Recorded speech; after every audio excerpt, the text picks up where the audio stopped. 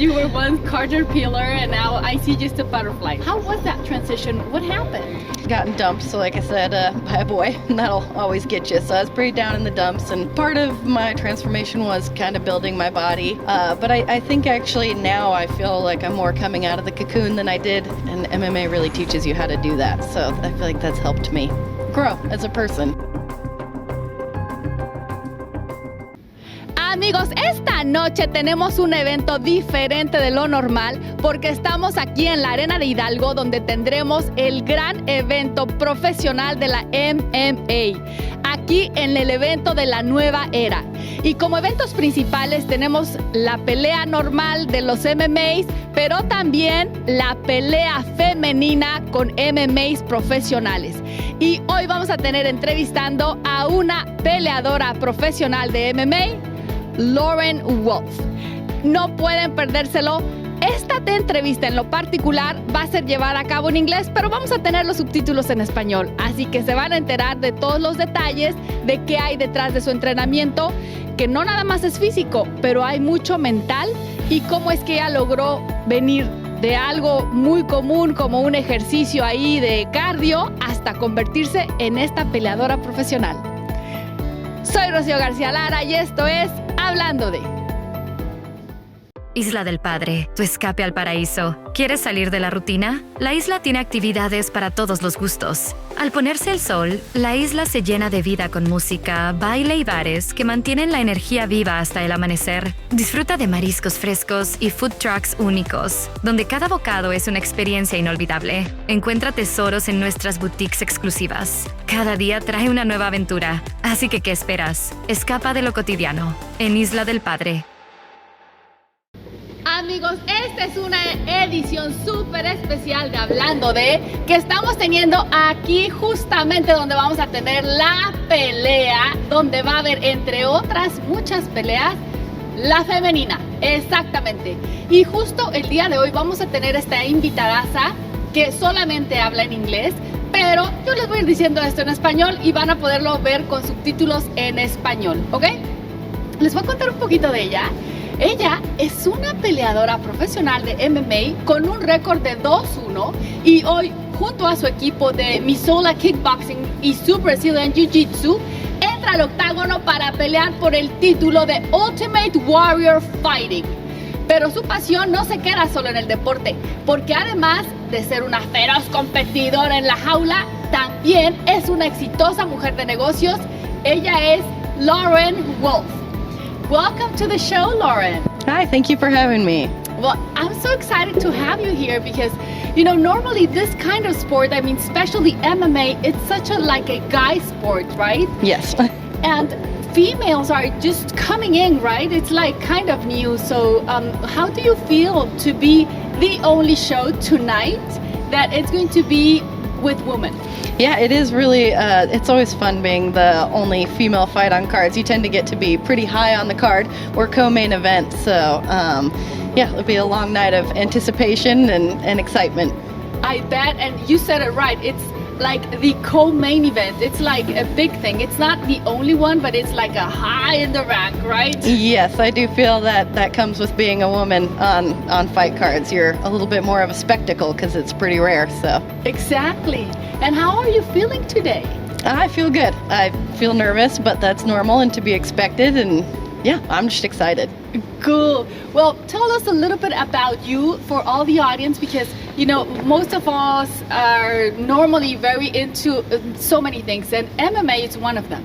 So tell us about how you came to become the fighter that you are today. Yeah, I started with a cardio kickboxing class when I was about 19, and that really piqued my interest in fighting. You know, I'd gone through, through my teenage years, and I was going into my 20s feeling a little bit like I had nothing to live for. I didn't know who I was. Had very low self-confidence. And Ronda Rousey was all over everything at the time, looking powerful as she does. And so that was very motivating to see her and think, oh, I want to be someone who could be that strong. So like I said, I started doing cardio kickboxing classes, and I was kind of in and out until I was about 22. And at 22, I found jiu-jitsu as well as the kickboxing, and it really ignited my passion for really fighting, and it grew from there. So. Wow. And you mentioned something very interesting, that you were kind of like in a deep situation in your life, and then you started to come up and you started to see someone that inspired you. So how does this happen? Because I see you, and I don't think you were like insecure. You were once in a caterpillar, and now I see just a butterfly. So how was that transition? What happened? Well, at the time, I'd actually gotten dumped. So like I said, by a boy, and that'll always get you. So I was pretty down in the dumps, and part of my transformation was kind of building my body. But I think actually now I feel like I'm more coming out of the cocoon than I did back then, or even at my first MMA fight, because I'd built my body and I'd built this persona around being an MMA fighter. And then my last fight, I lost that fight, and it kind of shattered my image of what I had built, right, with this body and this strength and all of this stuff. And now coming back into fighting again, I feel like I'm starting to realize that all of that helped me a lot, and it did make me strong, and it did make me powerful, but there's something even more in there that it's more than the body and everything. It's just overcoming the adversity, and MMA really teaches you how to do that. So I feel like that's helped me grow as a person. Yeah, and you mentioned something very interesting. Grow as a person, despite that it's a very high contact sport, and that to many people can be looked like it's very aggressive. However, you managed to make something beyond that. How has that journey been? Yeah. At first you kind of think that you need aggression, that you need this intensity, and while you do need that at times, it's like anything in life, it requires a lot of balance. So being able to flow with the motion, typically if you're too tense and stressful and trying to control the situation, it actually makes it a lot easier for your opponent to overpower you, kind of move through you. If you go with what's happening, it's a lot easier to kind of dance. I actually feel like fighting is a little bit more of a dance than people tend to view it as. If you're too stiff, it actually is to your detriment, and I feel like that aggressive energy tends to make you stiff. So I don't know, for me personally at least, it's a lot more about having fun with it and just learning how to move with the ups and downs. That definitely, I think it's a fun sport, but strong into like body contact, because Yes. I bet you get hurt more often than I can even think, right? Constantly, yes. And what do you do when you get beaten up, or like a bruise, or a lot of punches you cannot see bruises, but I think you can be very hurt even though it doesn't show? Oh yes. What do you do? I had my struggles with injuries, and recently I've found that it really is inviting that balance in, that if I spend a lot of time training really hard, then I need a lot of rest time, which doesn't just mean laying around watching TV. It's a lot of time making sure I'm eating the proper foods. Meditating has actually helped me a lot, taking hot baths and just doing a lot of the opposite of that intense energy has seemed to help my body recover a lot faster. When I first started, it was just go, go, go, and I was always pushing myself, and it led to a lot of chronic injuries that I've now learned to manage a little bit better. Oh, you mentioned something very interesting, meditation, like take a step back, make a stop, a hard stop, and how this really makes you recover your energy, Yes. recover your strength, and come back.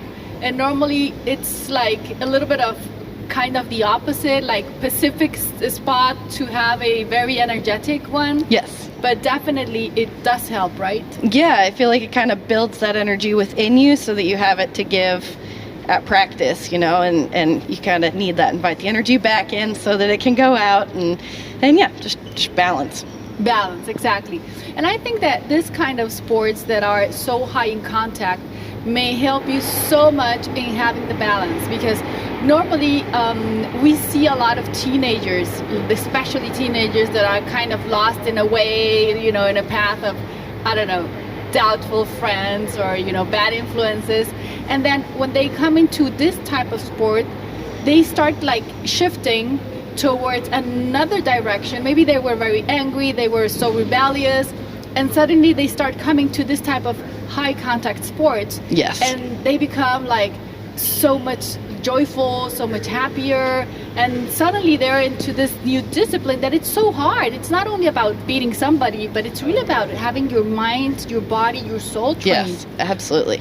How is it that you train not only your body, because I mean, I imagine a lot of training with the body, but your mind, your soul, to be in the cage and keep yourself composed? Yeah.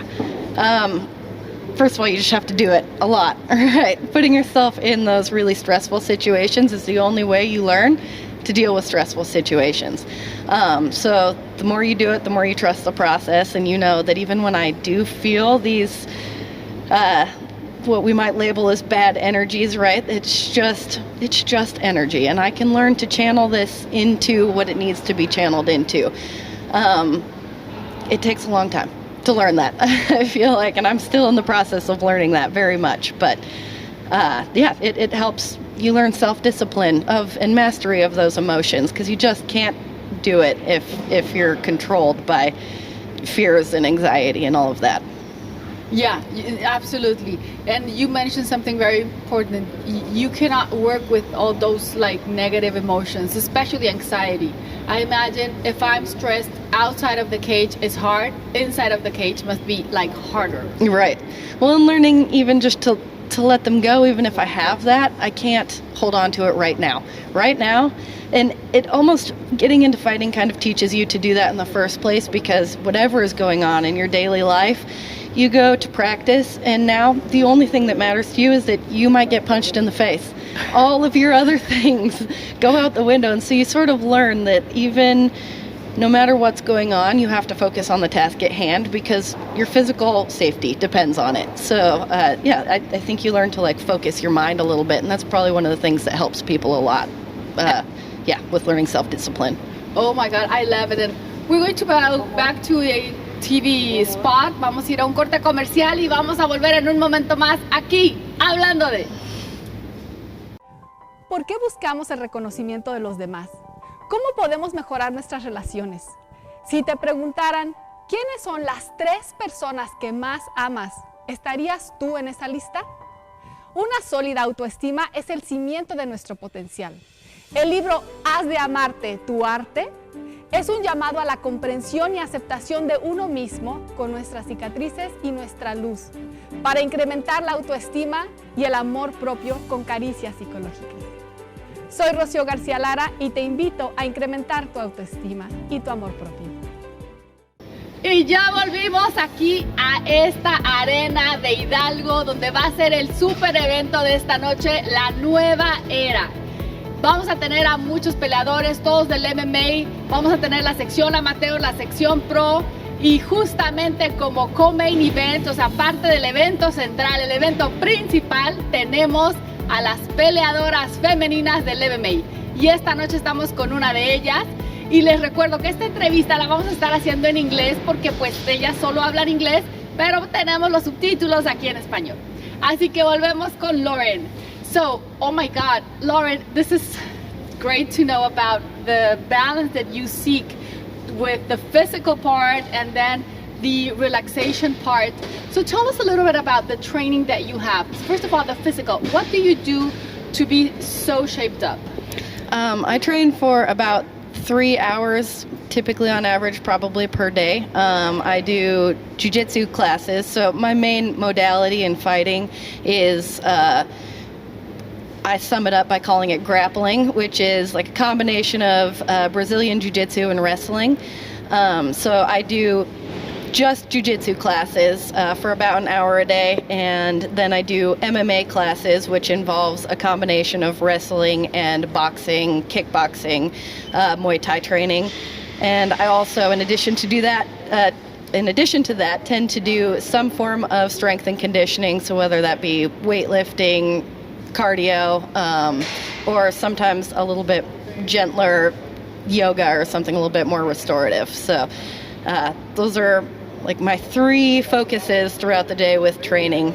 Yeah. Wow, 3 hours. Oh my God, I can't imagine. It's a lot. It is a lot. Yes. Wow. You know, when I go to the gym and, well, basically I do yoga. It's like, not every day, but when I do it, it's like, okay, 40 minutes or 30 minutes. Okay. Oh my God, I feel so good. But 3 hours. Oh my God. It definitely doesn't start at 3 hours. When I first started training, it was maximum of an hour a day, usually more 40 minutes, and then it goes up from there. And usually even then, like the really intense parts, you know, it would be about 20 minutes. But the longer you've done this for, you know, 3 hours seems pretty typical now, I suppose. And you love it. Yeah, I love it, yes. Yeah. And you train like from Monday to Sunday, or you rest? I have at least one rest day a week. When I was younger, which I'm only 30 now, but Yeah, come on. You when think I she's first- old? Of course not. when I first started training at 22, I was adamant that I had to train 6 days a week. And the longer I've been doing it for now, I'll take 2 rest days a lot of times. As I got closer to the fight, it was 6 days a week. But when I'm not in fight camp, it's 5 days a week usually. Okay, and that's like the physical common training part. But when you are getting ready for the fight, how long does the camp take? Pretty much as long as you have notice, right? So the promotion will reach out and they'll set up the fight, and you typically start training camp as soon as you can after that. I would say 2 months is a solid amount of time, month and a half, 2 months. So several weeks, more than 4. Yes. It's like, so then the 4 weeks prior to the fight, you start like training every single day, 6 days a week. Yes, 6 days a week, yeah. Wow, and what do you do during your free day? Like just nap around? I try to not think about fighting as much as possible, unless I do like a visualization meditation or something. I'll picture myself practicing while resting, right? So again, that balance. But other than that short period of visualization, I try not to think about fighting at all on that day. I live on a farm, so that also tends to be the day I get a lot of my farm chores done. Oh, I love it. You live in a farm, so how does that help in your life? Be living in a farm, training, relaxation. I can only think about, oh my God, a farm. That's so nice. It really helps me in a lot of ways, actually. First of all, I think it gives me a mental edge, because outside of all the training and everything else I do, you know, MMA fighters all train about the same. Me training 3 hours isn't crazy. That's what most people do, 3 to 4 hours a day. So the only difference is that when I'm done with my training, I go home and I still have farm chores to do. So I'm hauling around buckets and tossing hay and doing all of that work. So I feel like it also gives me something to live for outside of fighting. Before, like I said, my identity was kind of wrapped up in I am a fighter and that's all I know. And when I lost my last fight, it kind of shattered me. But now that I have the farm as well, it gives me, I have things little lives that depend on me, you know, and I have something to do outside of the gym. So, yeah, I don't know, I love it. And in addition, I get fresh food every day. I get fresh goat milk and fresh eggs, and so it helps me with my diet too. Of course. I mean, and having the animals, what animals do you have in the farm? I have dairy goats, ducks, chickens, and horses. Wow. Oh my God.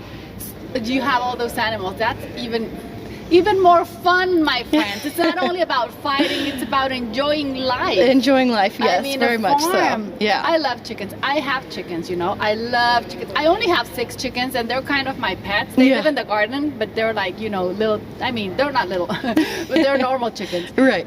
But it's so relaxing to see them, just to see them, like, you know, flocking around, doing their thing. They give you a little bit of perspective on life. When you feel all crazy and chaotic and have all this nervous energy, you just look out there and you see how life really is with your animals. And and you have ducks, and you have also goats. Yes. And I know that you also have a business with the goats. Tell us a little bit about that. Yeah, I have a surplus of milk typically, so I needed something to do with it. So I started making goat milk soap, which went really well, I thought, with jiu-jitsu, because it's a very close contact sport, and with that tends to come issues with like skin diseases and whatnot. So I made an all-natural goat milk soap that has like turmeric and oregano oil and all of these things in it, as well as my fresh goat milk. So. Wow, I want that soap, and I don't do wrestling nor jiu-jitsu nor any kind of high contact sport. But oh my God, where can we get those soaps? You can follow me on Instagram at Wolfe Homestead, Wolfe with an E, so WOLFE Homestead. Okay. And there's a link on there. Perfect. So we have a spot not only to watch her wrestling, but we can also get this soap that I definitely want to get. And we'll keep on talking with her after these TV commercials. Volvemos después de este comercial de televisión. Aquí, hablando de... Siente la magia de la final entre Kansas City contra Filadelfia, donde te embrujaremos con nuestra narración. Aquí tú pones la emoción y nosotros ponemos el ritmo. Super Bowl 59, el domingo a las 5 de la tarde, por Azteca 7. Amigos, y ya estamos de regreso con esta entrevista con nuestra amiga, la luchadora de MMA, pero también con su coach. Ella es la persona que le ayuda a entrenar todo lo que es el Jiu-Jitsu, que es parte de la formación y entrenamiento. Y ella es Jen Greenwald. Bienvenida. Welcome. Thank you. So tell me a little bit more about the training that she does, because she already told us that she trains 3 hours a day, which is pretty standard for you, pretty much for me, or for any person that doesn't do as much exercise. But she also does... between other stuff, jiu-jitsu. So you're the trainer in jiu-jitsu. Tell me, how does it feel? What is it like to be a trainer of such a high performer athlete? It's a ton of fun. So I feel like we bounce energies off of each other all the time. She actually got me started in MMA, and I was one of her main training partners for jiu-jitsu from the time that she started jiu-jitsu. So it's been really fun going back and forth, training different things with each other. It's really exciting for me to watch her keep growing and training and doing so well in the cage. It's a really great time. So you know her since when?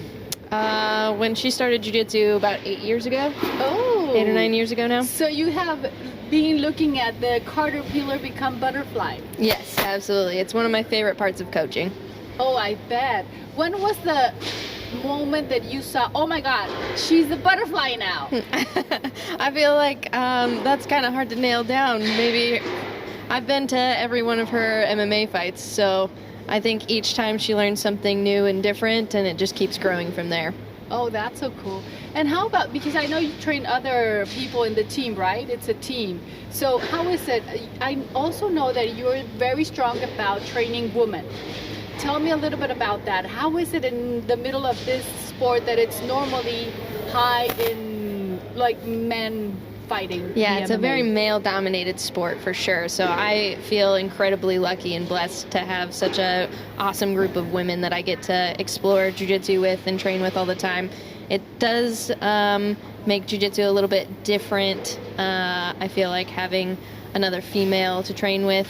They're not as strong, we're not as quick on the feet usually, so having somebody that you can really relate to is exciting and fun.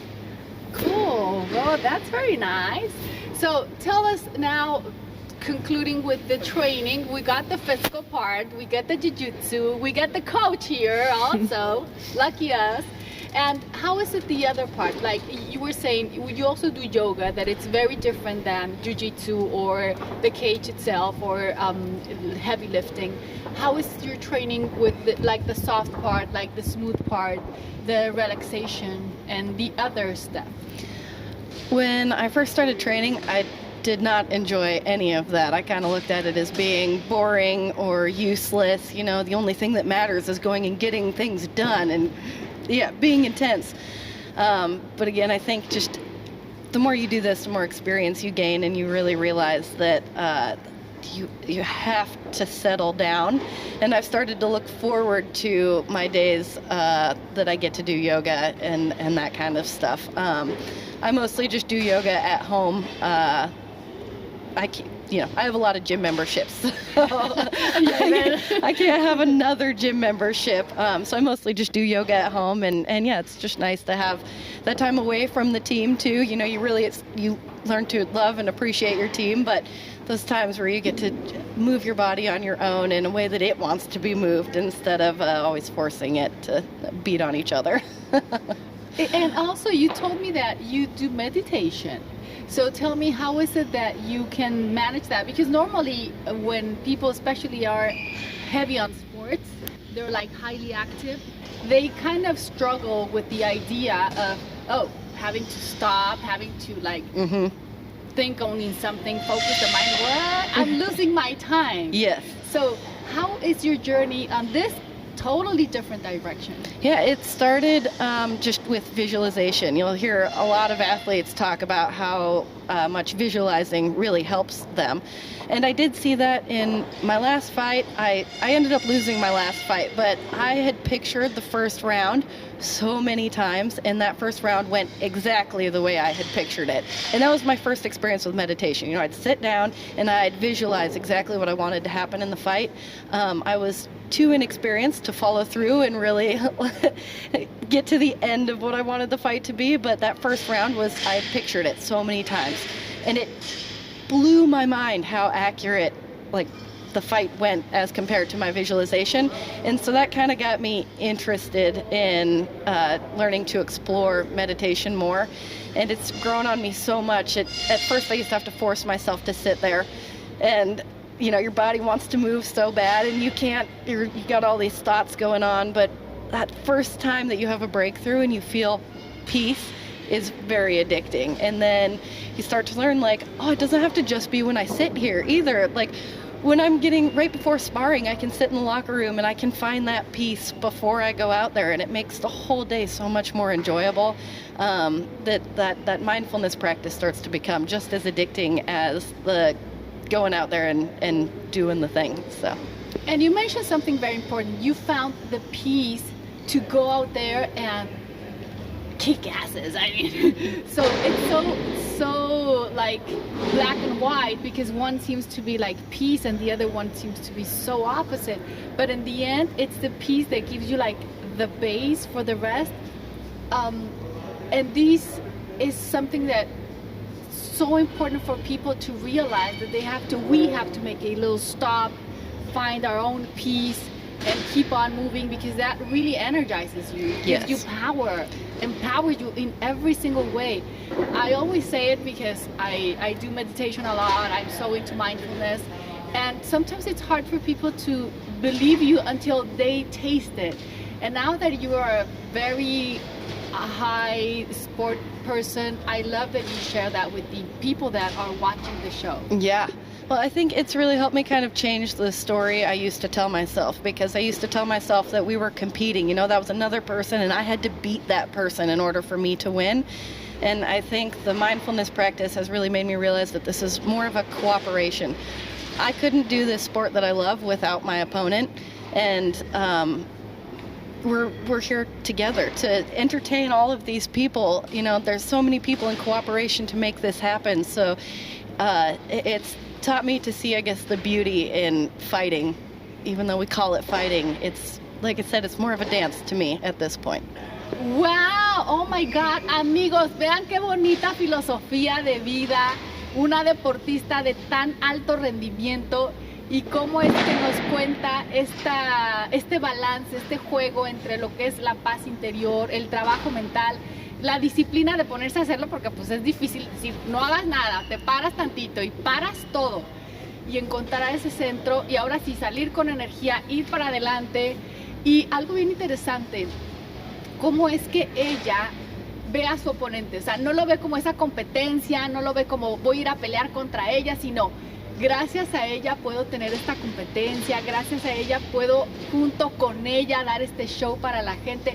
Esta mentalidad que, aunque es la misma pelea, tiene un sentido radicalmente diferente. Vean qué padre es poder ver la vida desde ese ángulo de la paz, porque ya no vas a ir ahí como a matarte con el otro, sino a entender que de verdad estamos en lo mismo, aunque parezca que están peleando, de verdad que están en este caso entreteniendo juntos.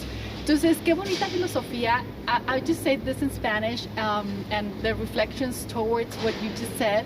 I love it.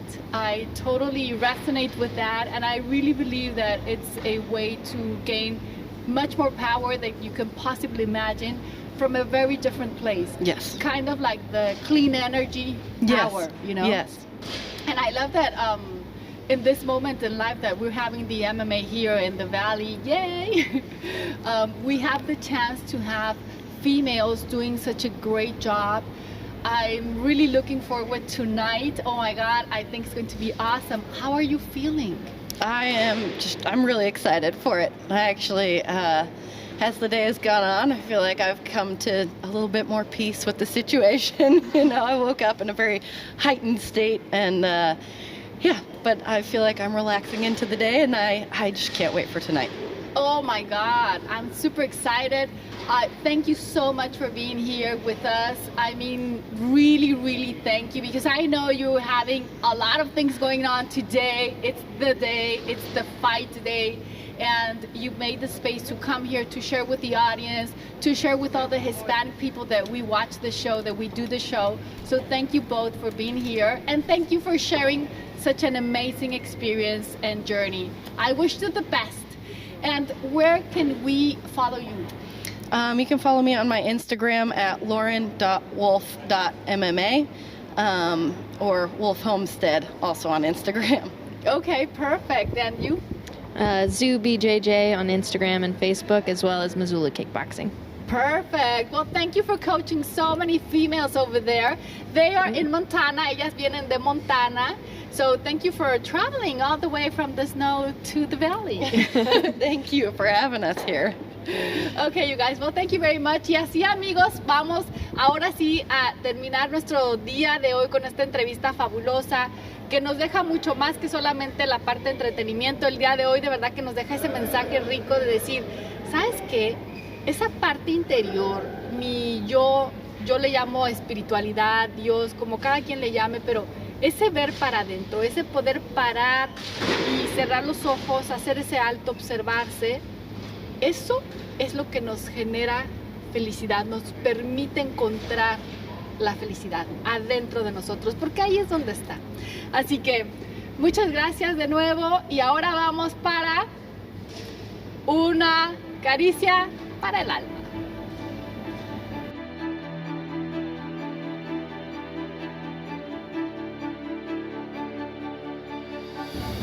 No es la velocidad con la que avanzas, sino la constancia con la que sigues adelante lo que realmente te acerca a tus sueños.